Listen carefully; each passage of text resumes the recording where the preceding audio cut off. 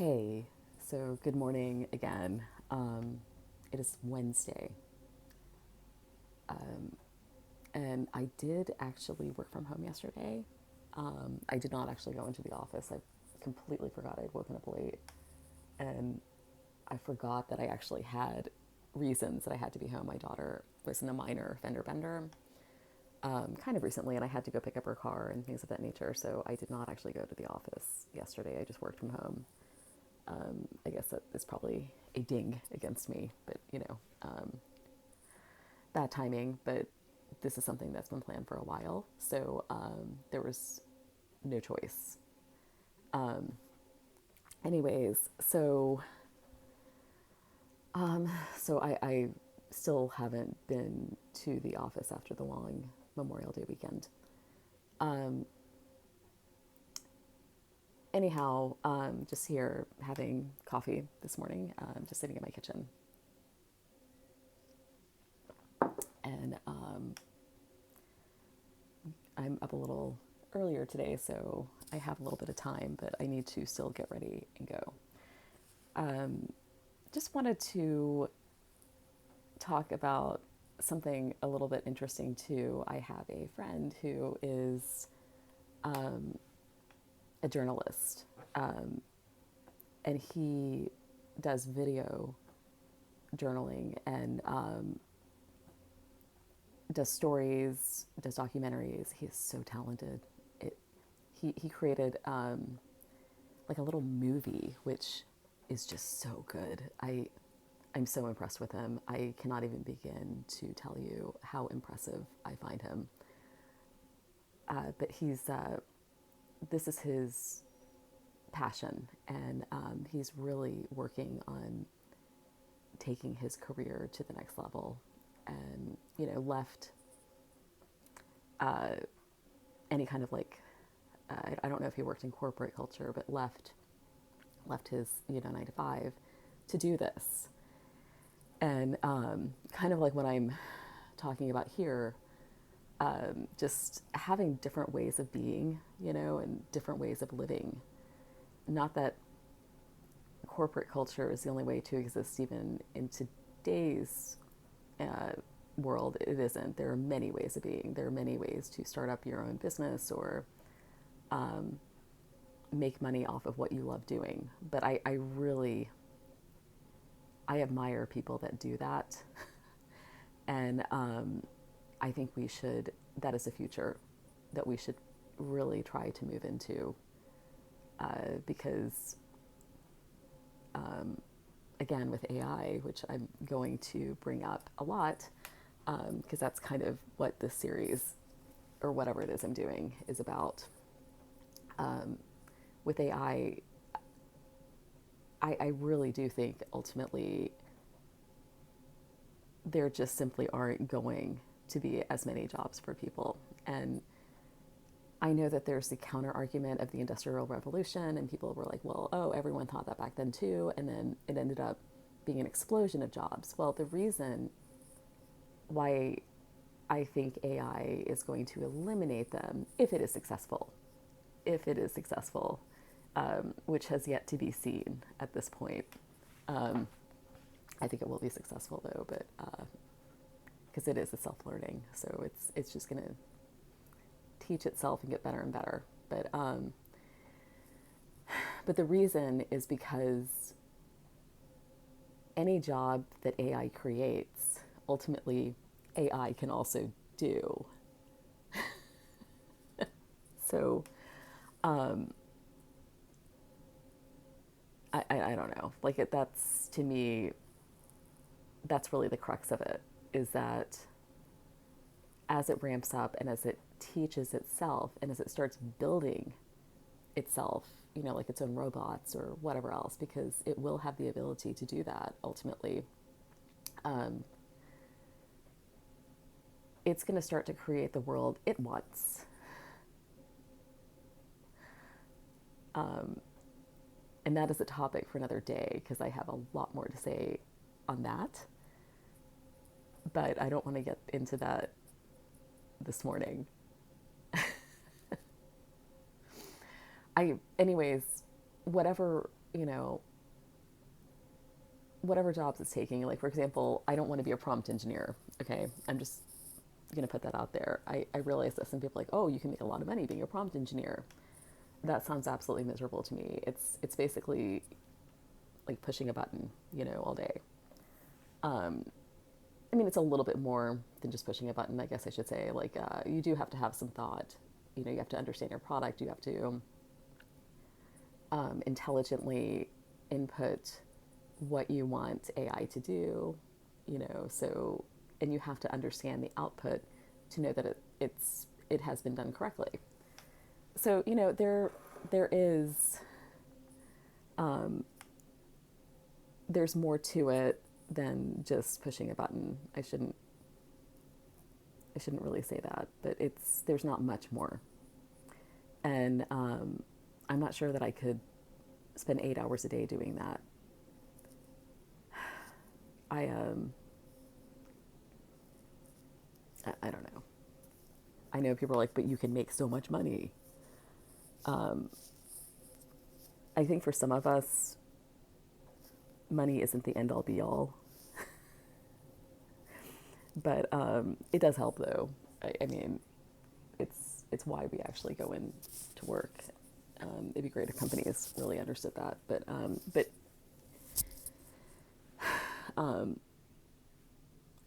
but overall, we also, you want to have some sense of enjoyment and fulfillment from what you're doing too. Anyhow, so that's not the path for me. I'm not interested in um, I'm not interested in doing that. Anyways, so that's kind of the path that they're setting up right now. But even so, I think AI will ultimately also be its own prompt engineer once it teaches itself to do everything else, which will ultimately happen if it works the way it's supposed to work. So this is why I don't think it's going to be this huge jobs creator, and I'm not alone in that. Even uh, creators of it think this too. So different leaders in the AI revolution are coming out and saying, we need to have UBI so that people can exist and live and have some semblance of security. But and I am one of those people. I think that we do need UBI. I don't understand how we're going to get through this in the next few years without, while people are losing their jobs. It's, at a rate that will be unprecedented outside of like the Great Depression. Probably worse than that. I don't know. We have yet to see what will happen. But policy wise, we absolutely do need uh, something in place for people. And that's not really even being seriously discussed. Like, Bernie Sanders is talking about it, but I haven't really heard anyone else seriously talk about this. And yes, I like Bernie Sanders. I am a fan of Bernie Sanders. I voted for Bernie Sanders many years ago, and when he was running in the primary, and it was really hard. I wanted, he was doing a lot. It was interesting because he was actually doing well in Texas, and I kind of based who I was going to vote on based on who was doing best, because I usually vote in early voting, but I waited this time because I wanted to actually see who is the leader, who is kind of pushing forward, and it was Bernie actually, and so I went ahead and voted for him because I didn't I didn't expect it, and then ultimately, obviously, I voted for Hillary, uh, who I knew would make it, like I fully expected for her to get through the primary. Um, and so, anyways, that's how that happened. And then, this was 2016. So I went to bed that night after the results were in, the final November results. And I went to bed early because I was working this job where I was working a ton of hours, and I had to be up at like 5 in the morning. I needed to do stuff, and log in a bit in the morning before I went into work. And I got up and I opened my computer, not my work computer, but my other one. And I just wanted to see the news, and Trump won. And I just kept scrolling from news to news to news station, to like their sites, and I'm like, this is impossible. I cannot even believe that this is happening. And I sat there and I cried, because I knew it was going to be bad. I mean, I don't understand the people that were like, oh, we'll just give him a chance, because there were a ton of people saying that right after he won, like online, the day that we were all grieving him winning. And I'm like, did we all just go through, you know, the same election? Because did you not hear the things he had to say? Because this is not going to be fine. And it hasn't been fine. It has not been fine. I have so much to say on that. And, before he got in, I knew it was going to be a heist. The second time, I was like, this is going to be a heist. And it is. Um, I don't know. And that's this the second time, which I never was not on my bingo card for the 20 whatever election. I don't even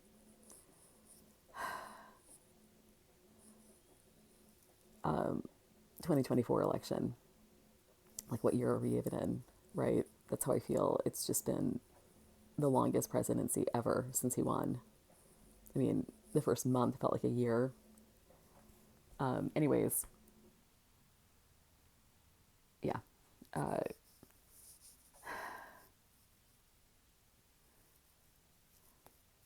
I did not have it on my bingo card that tech, like people in California, would move from being Democrats to Republicans and support Trump. And there's a reason for that, and that ties into AI too. I figured it out, going through the election. I realized why they were supporting him, because, and these are really, like, I say Democrats, but really these are libertarians mostly, and they may not realize they're libertarians, but they were. Anyways, I'm not fond of libertarian. Like, I don't hate all libertarian. I'm like not saying that, but I'm not very fond of that ideology. So that is my bias. So if I say it and I'm like, I look disgusted, that is why. I try to sometimes be neutral, but I mean, let's be real. Like, we all have our biases, and that's one of mine. So, but like, I have friends that are libertarians. I do. I really do. We disagree on a lot. At the end of the day, we're still friends. So, you just kind of I try to swing him over to, it's just, it's futile, but whatever. Sometimes we don't talk politics, but we talk politics. Anyways, so tech people, I believe, moved over to supporting Trump because, when they went to the White House, they wanted to find out who was going to support pushing AI into the public domain, and who was not going to regulate them, which was the important thing for them, because they didn't want to be regulated, because they believed that we were in a race against China. who is light years ahead of us, actually, because of the last Trump presidency, when he decided coal was, the way to go. So, anyways, they're light years ahead of us technologically, and in some ways, like, I don't want to say light years, maybe it's not that much, but as far as the environmental movement is concerned, and they got all kinds of contracts for like cobalt and just so many things. Anyways, so that they could be the primary builders, providers, and way ahead of the world on green energy. And that was really what everyone should have been doing. But we have people who are very ideologically driven, and they want to help, certain companies, and it's about money essentially. It's about, so we were held back in making those technological advances that we should have been making. So we're behind the curve, and that is from the first 2016 Trump presidency. He pushed us decades behind where we should be, and it harmed us. It harmed our economy. It harmed us as a country, and I don't know why more people don't talk about this. But so anyway, so tech people, out in California, they wanted to figure out who is it that's going to support us in our endeavor to push AI and to push technology forward.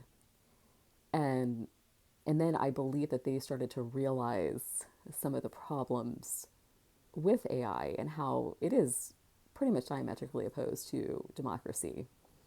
That there are some very real questions that people need to ask about the technology itself and about what kind of life we want to have, even as human beings, not even outside of the scope of policy and politics. What kind of life do we want to have as human beings? Because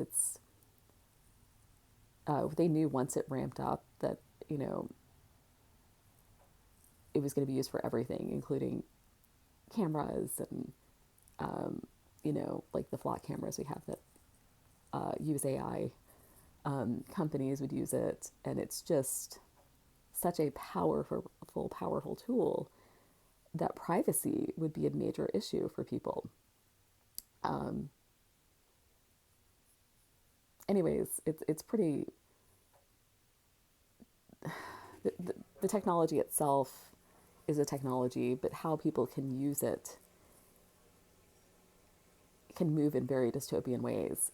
And so I think that they kind of realized that they needed to kind of crush democracy in a sense in order to really do what they wanted to do and to compete in the global market. And I think that that's why they suddenly became right wingers and supportive of Trump, because he's kind of like that too, right? Like he doesn't care about people. He cares about his own pocketbook. He's he'll do anything. He'll say one thing and then do something different, and because he wants you to look over here. He's like, look over here, while he's snatching, you know, stocks and selling, and doing insider trading with his left hand, right? So, anyways, whatever.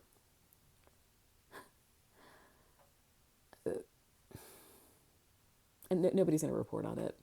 There are no news outlets that are reporting on this stuff properly. Um, anyhow, so yeah, so they supported him, and I think that's why. I think it's because they realized that you can't really have democracy and AI, and they had to make a decision, and they love their technology more. It's worth the sacrifice to them. But the thing is to did anyone ask the American people how we felt? No.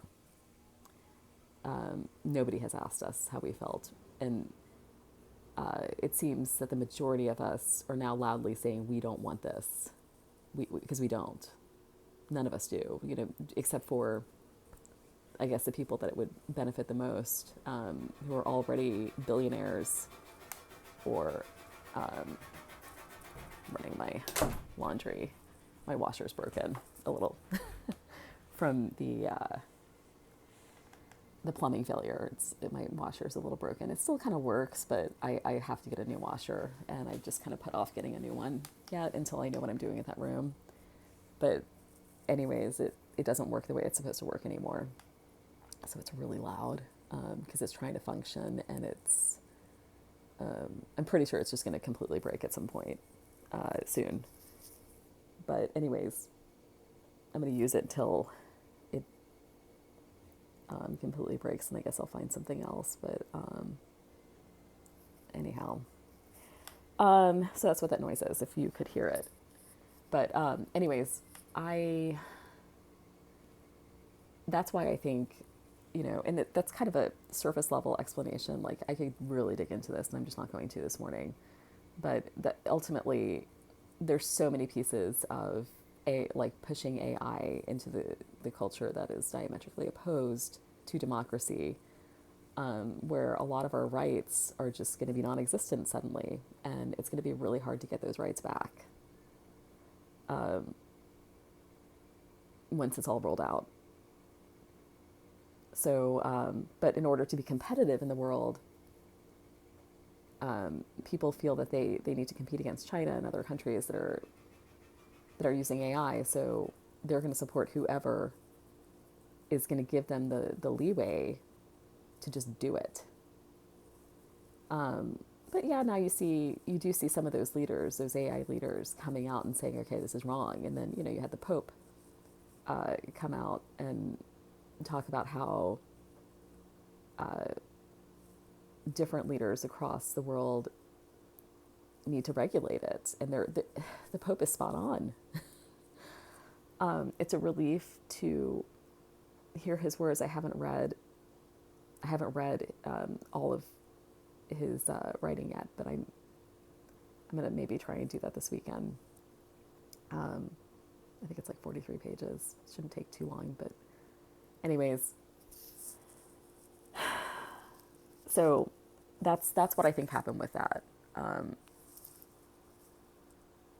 But I've gone off on a tangent, and rolling back to originally, this person who is a reporter. He's a journalist, is what I should call him, not a reporter. He's a journalist. And he is completely independent, and he creates just these phenomenal pieces, and he's so smart, and his most recent work is called Joy as a Resistance. And so he's interviewed 2 people already, and he will be interviewing me this afternoon. And I guess I just wanted to also mention that, and mention joy as a resistance is something that I firmly believe in. Even though I'm all stressed out and I'm going through this, there are pieces of me that are still very joyful, and I still see the value of life, and I still see that even though my financial security is kind of being messed with right now, but that is still not the crux of life. It just isn't. There's so many more important things to what it is to be human, and I've always felt that. I always think about, and I think about this a lot, there's this Buddhist story, and it's, I'm going to botch this, so forgive me because I just know pieces of it. But it's this man, and he's running away from a tiger, and he sees a vine, and he grabs the vine, and there's a sharp cliff, and he goes over the cliff to get away from the tiger. And then he looks down and there's a tiger at the bottom of the cliff. And so he's got that going on. And then these two mice, a white mouse and a black mouse, like representative, I think, of like day or night or something. I'm not quite sure, to be honest. Like the passage of time, ultimately, like day and night, they're gnawing away at the vine together. So, so he has that. So he knows he's going to fall. He like certain death, right? Which is part of life. We all are going to die. But he takes a moment, he sees a strawberry, and it's this beautiful, just ripe strawberry right in front of him. And he plucks it and he eats it, and it's the sweetest strawberry ever. So in the midst of just, this perilous situation, he finds joy right there in front of him, just by focusing on what's directly in front of him, not thinking about the past, not thinking about the future, not thinking about the passage of time. He is just timeless in that moment with that strawberry. And I think that is the key to happiness in some senses, like just whatever you were doing, whatever you were with, just really being present with it.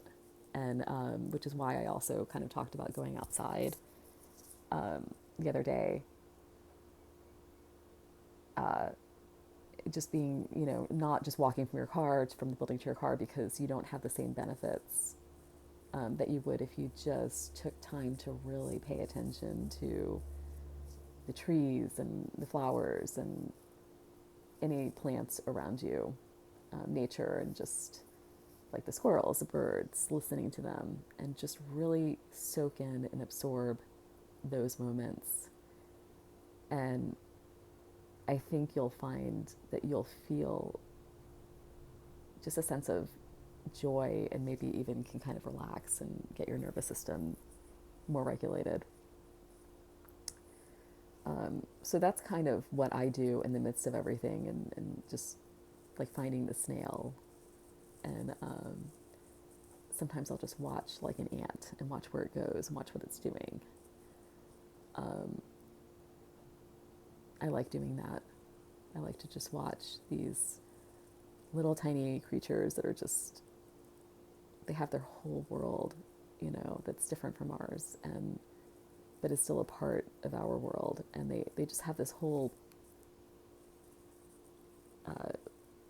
routine that they're doing, and existing in.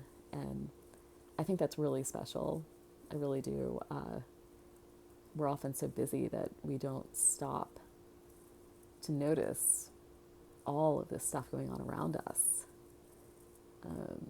And even like if you just focus in on a tree and then you think about its root system, and how the root system is almost as tall, it's like a mirror image of the tree itself. And so it's way down on the ground, and there are all of these factors in the ground, like the water and the insects and all of this life that's underneath us too, nourishing the tree. And then the trees communicate through their root system. So if they're near to other trees, they will communicate and help each other. And I find that interesting, that all of this is going on, and we're so focused on the problems we have, about the future. We're so afraid of the future and just so focused on the past, that we struggle to remember all the beauty that's around us right now. And so I try to take moments to do that. And it makes life more bearable, and it makes me remember all of this stuff that I'm going through, that you're going through, that we're all going through. It really is just temporary, and it's not the most important thing. These are not important things in the grand scale of life and our lives, and even just life in general, the eons. So yeah, I think about that and just the beauty that you can find even in a leaf if you look closely enough. Um, and you can sit and read about the leaf, you know, and go to the library, you know, get a book and protect our libraries, please, so that everyone has access, you know, to knowledge. It's important. It really is so important. But yeah, you can go get, you know, you can go to your library, and if they don't have a book, you can ask them to find a book from a different library to borrow it, and they can do that. And then you can read about the leaves and understand them better, or the entire tree, or the root system, or any kind of insect that you want to learn about, or the clouds. Anything, you know, just anything you want to know about, the knowledge is out there, and you can learn about it.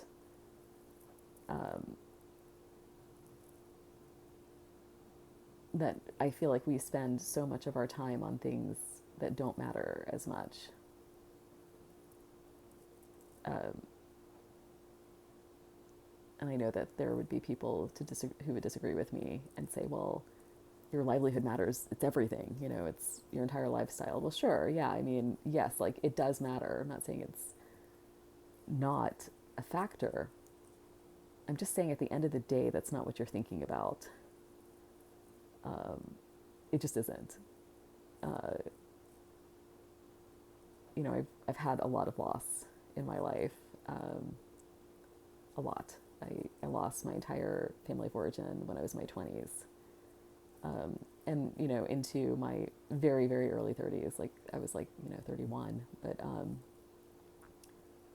But yeah, my mom, my dad, and my brother all passed away. My dad first, then my mom, and my brother. But I was pregnant with my daughter when my mom passed away, not my brother. But it all happened like within 6 years of each other, and it was hard. And you just want those moments with them. You know, you crave those moments with them. You just wish that you could have family dinners and just go see them. And I have moments where my mother was, you know, she was from New Jersey, and she was a character, like just a character. I mean, she was the quintessential Jersey girl, you know, with the like the bright, dark, like pink lipstick and black hair. She dyed her hair black, and just the thickest Jersey accent on the planet. And she was fantastic. And, you know, I knew anytime I wanted, I could, you know, call her up day or night. It did not matter what time. And she would just stop everything and talk to me. Or she'd be like, come on over, you know, I'm making a pot of coffee. And my mom and I are, you know, we have always been vastly different, you know, in so many ways. Like you know, anyways, but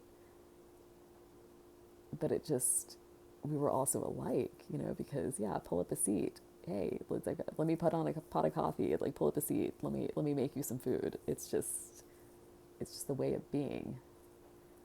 And I miss her. I didn't think I'd lose her early. You know, I thought she would be here forever. Um,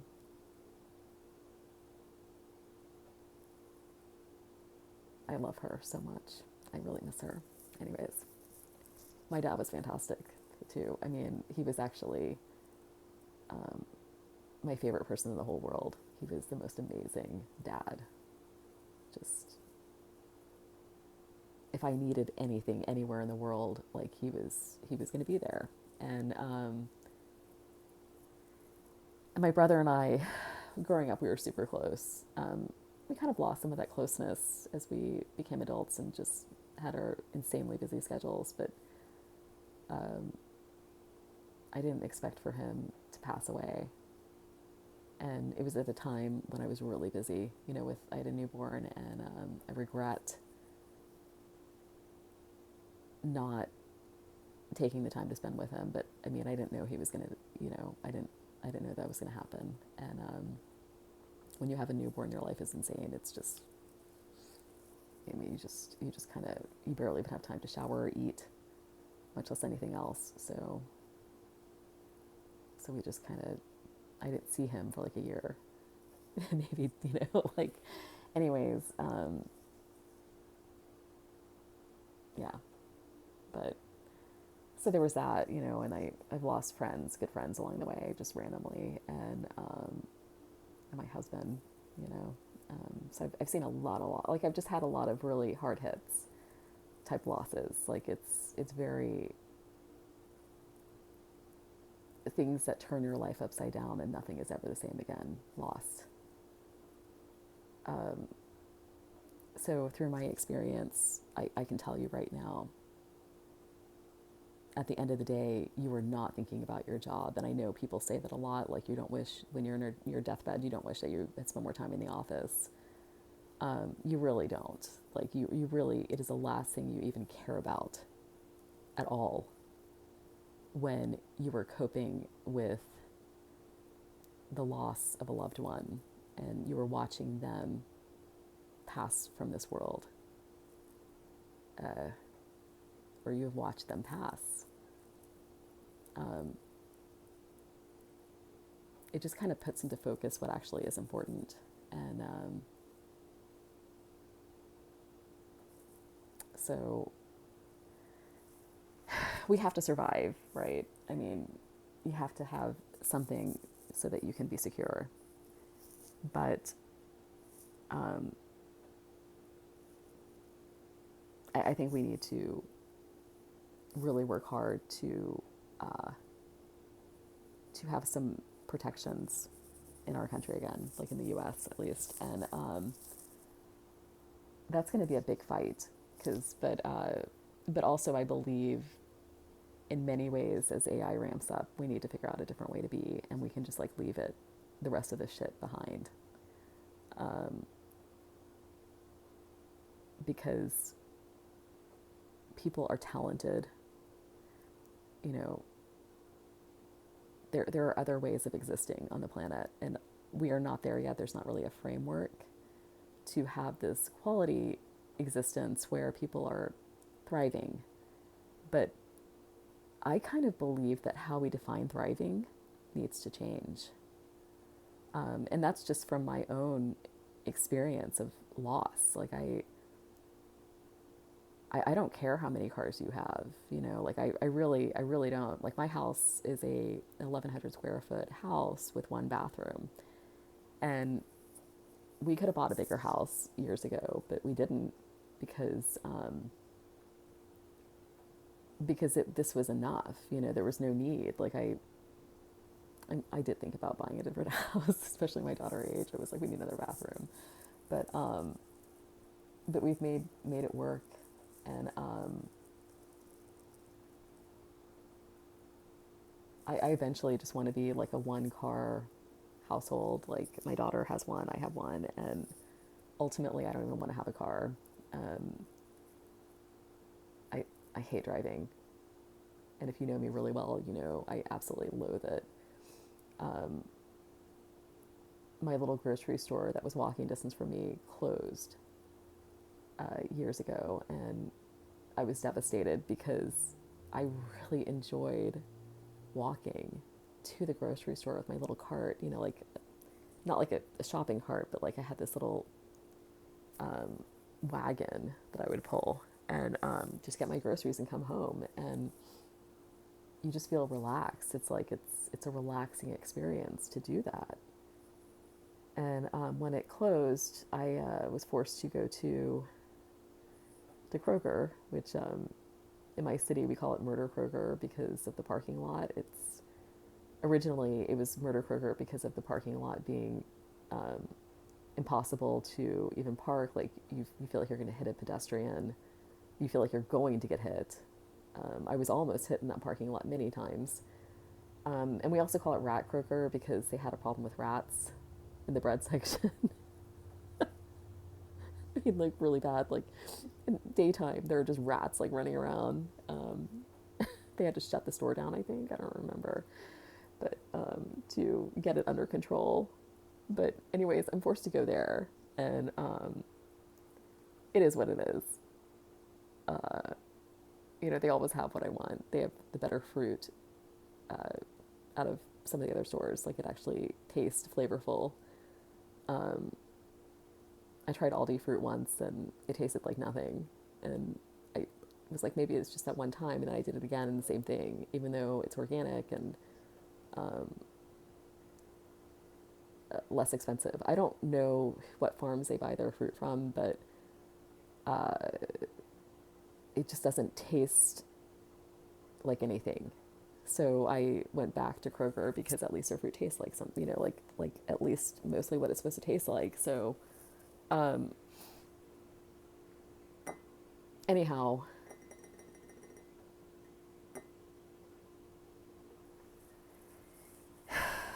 so going back, just joy as resistance. I love that topic. I can't wait to do it um, because it is a deep value of mine.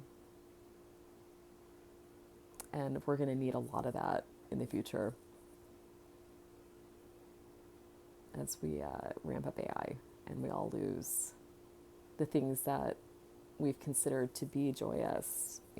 Like, we've defined ourselves one way for so long in what you have. And I think we're headed into something that's going to change everything. And we are going to have to find new ways to find that joy and to define ourselves. And I actually think it's superior to what we're doing now. So, anyways, that is all. Have a great morning.